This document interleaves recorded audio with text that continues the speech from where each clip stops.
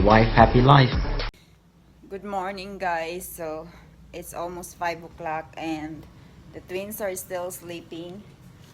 They're going to be so hungry when they wake up because it's almost 3 hours since they eat, and Cowboy's making their bottles. Hello. Ayan. Prepare siya ng kanilang bote while I'm going to prepare my baon for work para pagising nila is pakakainin ko na lang and din bibihisan. I put a lot of candy here and then I took it to my area and then it gets melted. My candy, Hershey's. Ang init kasi sa area namin kasi nga di ba puro machine, tapos natunaw yung aking mga chocolate. Pampagising ko yan eh. That makes me awake, hon. Yung grapes ko kahapon, hindi ko naubos. So, ito. Baunin ko ulit yung kalahati.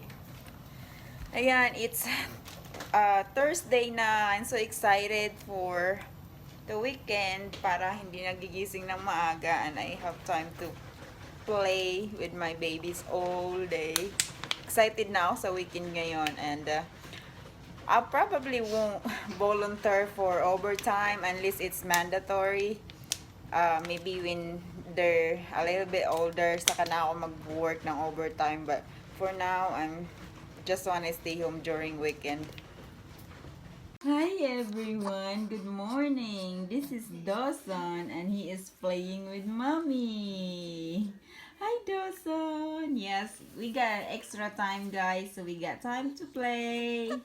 It's only 5:25 and we're leaving 5:40. So we got 15 minutes more. Brayden, Daddy is changing Brayden right now. Hi, I'm going to heat up the car. So, it won't be too cold. Oh, wawa naman ng bebe ko. Ginising lang namin sila, guys. Antok na, tulog na tulog sila kanina. But, medyo nasanay na sila. Bebe! Hi! Hi, bebe ko! Look at the big brown eyes. Ayan, ang laki-laki na ni Dawson. Oh, laki-laki na ni Kuya Dawson. Hi guys! Where are you going?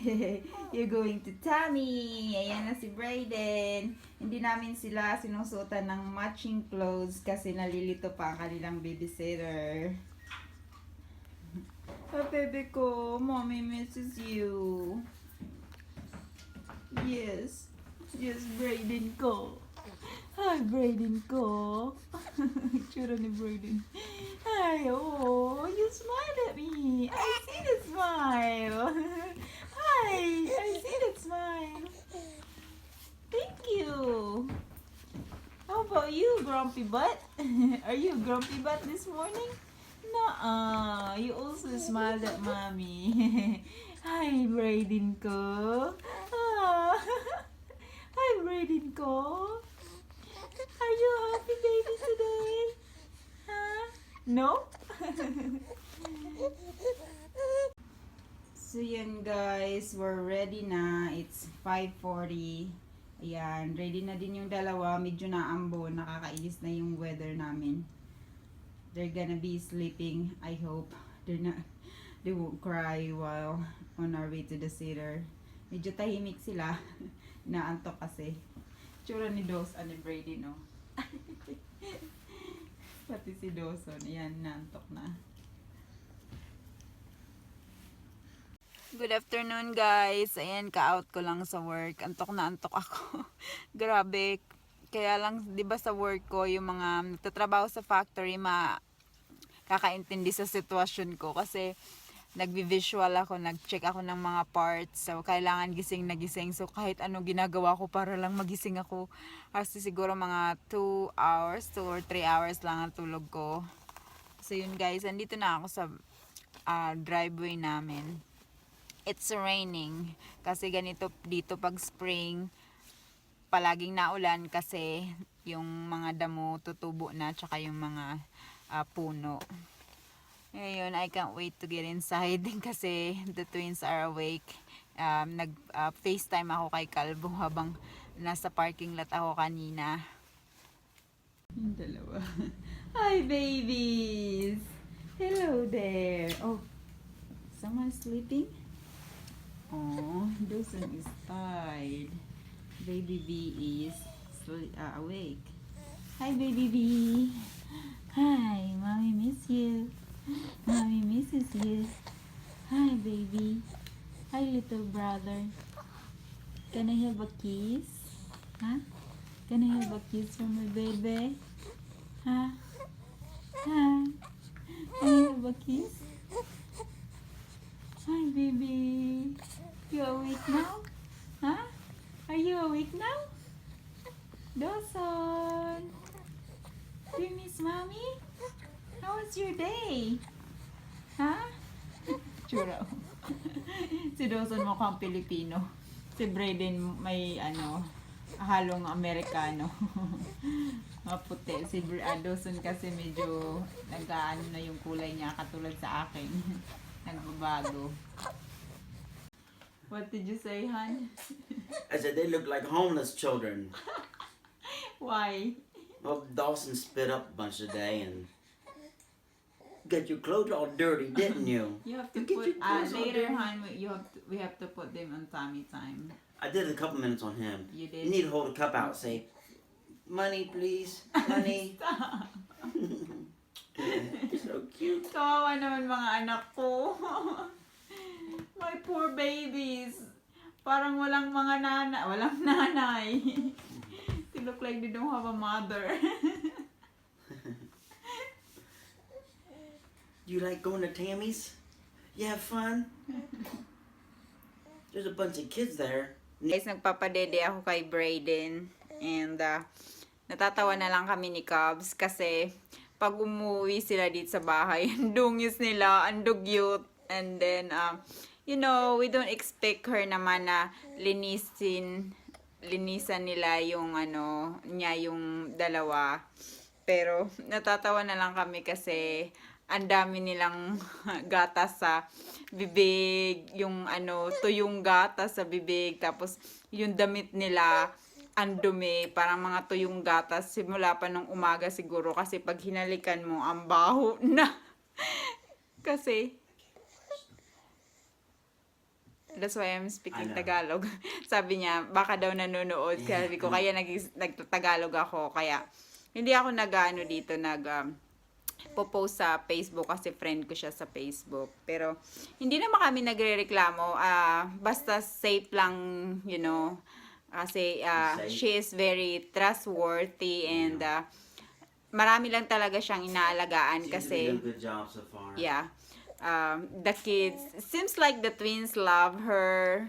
And Brayden, I can feed Brayden now. Ever since she's been feeding Brayden. Yeah, pero yun lang yung siguro sa sobrang dami ng inaalagaan niya. Hindi naman mga siguro mga 8. You think she has 8 toddler. Pero malalaki na sila. Yung But I don't think they're there all day. Yeah, yung pinaka baby si Brayden tsaka si Dawson. So, yun yung safety lang naman talaga yung importante. Yung pagiging dugyot nila, okay na yun. Kasi lilinisan at papaliguan na lang namin pagdating sa bahay. Kaya lang natatawa na lang kami kasi parang walang mga nanay pagdating dito ang dudumi. Guys, I just noticed that since they've been to their babysitter, they're not a crybaby anymore. They're much nicer. They can just sit here in their bouncer and I can do something without them hearing crying and stuff. I feel like they're a changed person. But I think they adjusted so well. She said they did. She said it was another good day today. Yeah, she sent me a picture and they were just laying and playing and this looks so happy. Yeah, but I'm glad that they're... I'm glad they're doing good and I'm glad that they're not stressing her out. Yeah, I That's know. what I wasn't worried about the kids. I was worried about them stressing her out. Because I thought for sure the first day she'd be calling me about 11 o'clock saying, you gotta come and get them. Tulog na si Brayden. Ah, baby. You know how kids are, they always act better when they're at someone else's house. Siguro kasi, And people It's- say, you got the nicest kids, they're so sweet. We're like, our kids? siguro kasi, di ba, alam nila na wala ako, kaya ganun. Pero, iba pa rin sila dito sa bahay. Hindi na katulad ng dati na iyak ng iyak. Yes, you are. I'm talking about you. You're so cute. You got the cutest cheeks. Oh, look at that. Oh my God. Hi, baby. Oh, Taylor, looking cool. God love That's because you love Sissy. Yes. Dawson, is it going to see me? It's sleeping.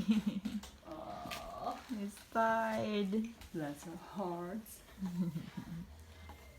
What? Taylor, did you hear about his milk mouth?